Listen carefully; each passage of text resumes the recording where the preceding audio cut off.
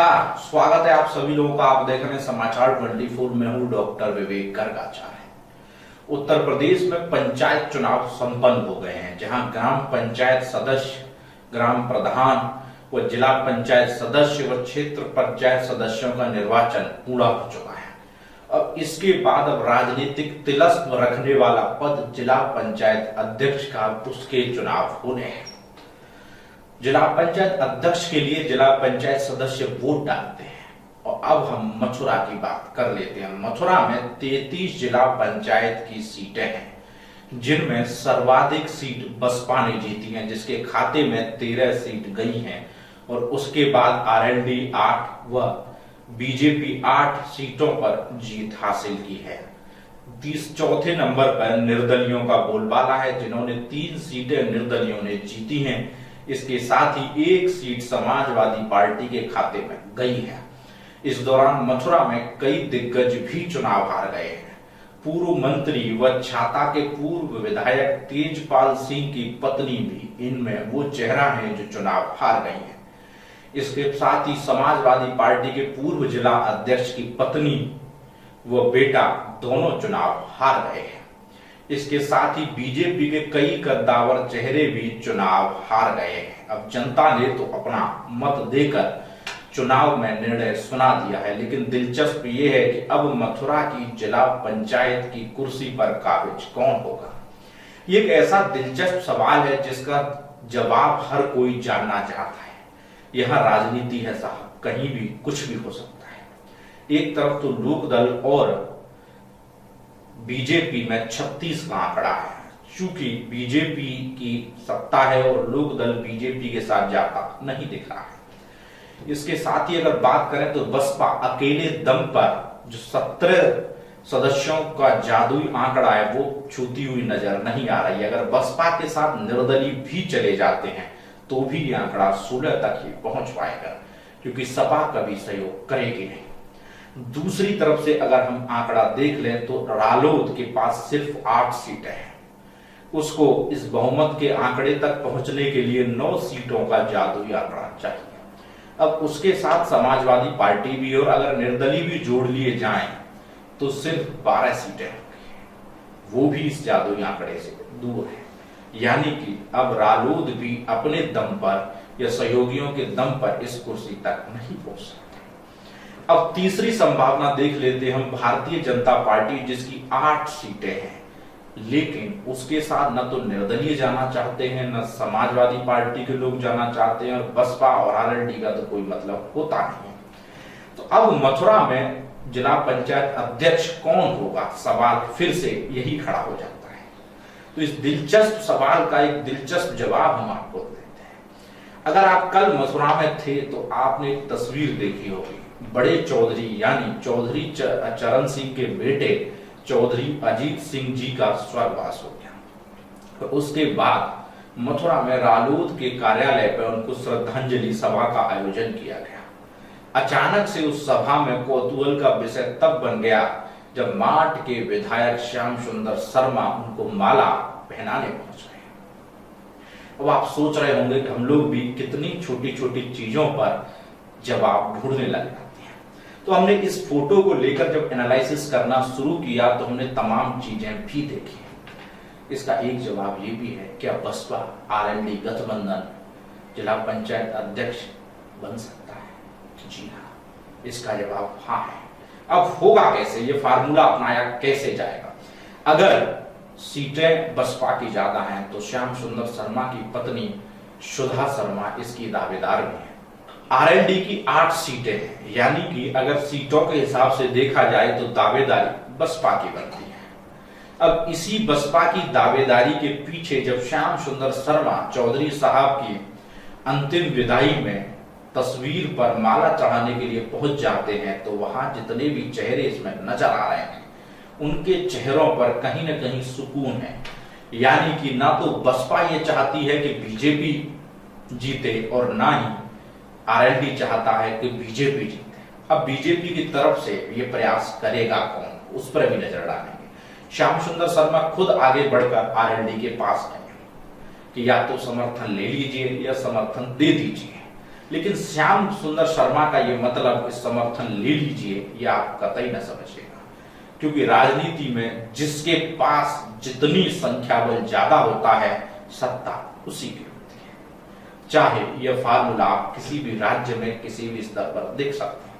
तो क्या फार्मूला ये बनेगा कि 2.5 साल पर लोग एक दूसरे को समर्थन देंगे?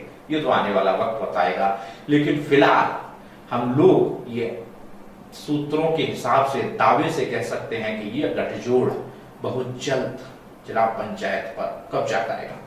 अब बात बीजेपी की कर लेते हैं, क्योंकि अगर हम सिर्फ बसपा और आरएलडी की बात करेंगे तो बीजेपी समर्थक नाराज हो जाएंगे, क्योंकि लगातार बीजेपी समर्थकों को लगता है कि मैं उनके पक्ष की बात नहीं कहता।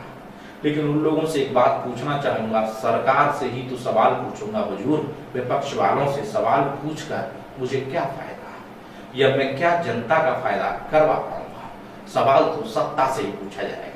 क्योंकि अगर बीजेपी की तरफ से दावेदार देखे जाएं तो केएम मेडिकल कॉलेज के चेयरमैन किशन सिंह इस वार्ड से दावेदार भी है, क्योंकि जिस तरीके से लक्ष्मी नारायण के परिवार का टिकट काटा गया था, या उससे और पीछे आपको फ्लैशबैक में लिए चलता हूं, जब चौधरी लक्ष्मी नारायण जी की पत्नी ममता चौधरी जिला पंचायत अध्यक्ष थी, तभी से बीजेपी ने यह प्रयास शुरू कर दिया था कि जाट चेहरे के रूप में कोई और दावेदार हो सकता है क्या।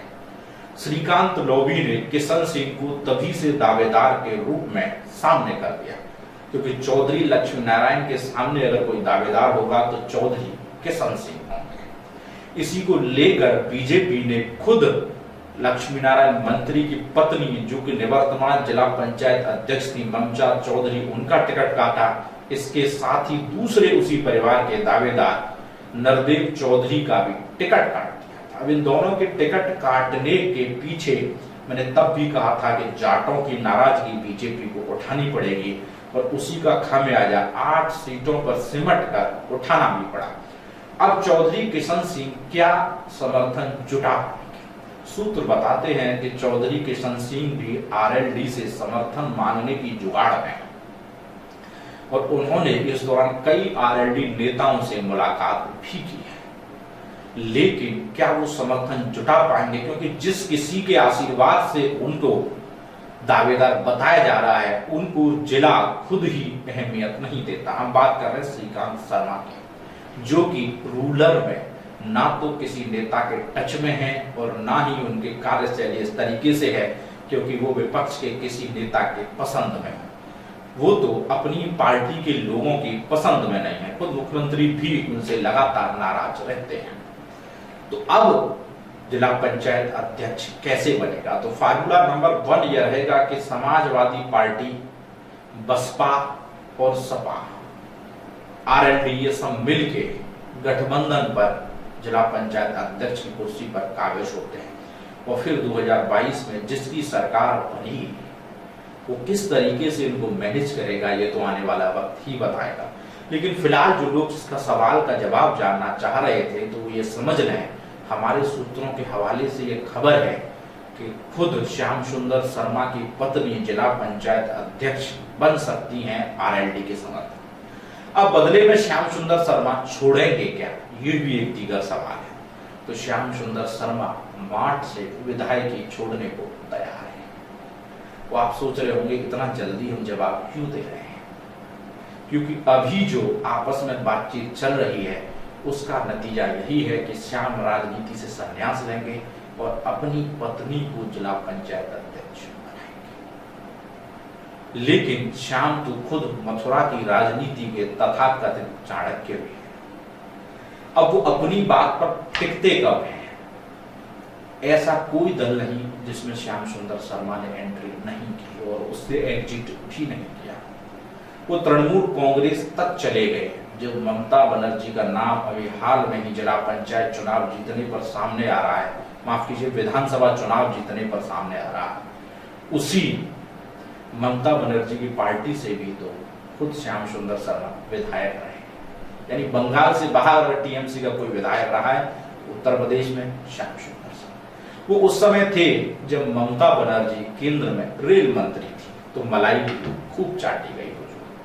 अब देखना यह होगा कि श्याम आरएलडी का जो 36 का आंकड़ा था, क्या वो गठजोड़ में बदल पाएगा और इस फार्मूले से मथुरा की जिला पंचायत सीट पर कब्जा होगा? ये तो आने वाला वक्त बताएगा, लेकिन फिलहाल जो संभावना थी वो मैंने आप सभी के सामने रखी है।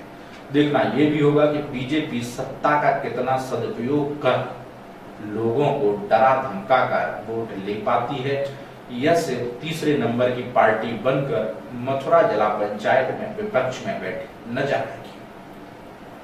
फिलहाल तो कोरोना से सब लोग परेशान हैं, चुनाव अभी 1 महीने तक होता नजर नहीं आ रहा। आप सभी से समाचार 24 रिक्वेस्ट करता है, आप घर में रहिए, टीवी देखिए, घर में सेफ रहिए, घर वालों को सेफ रखिए और पूरे देश को सेफ रखिए। नमस्कार।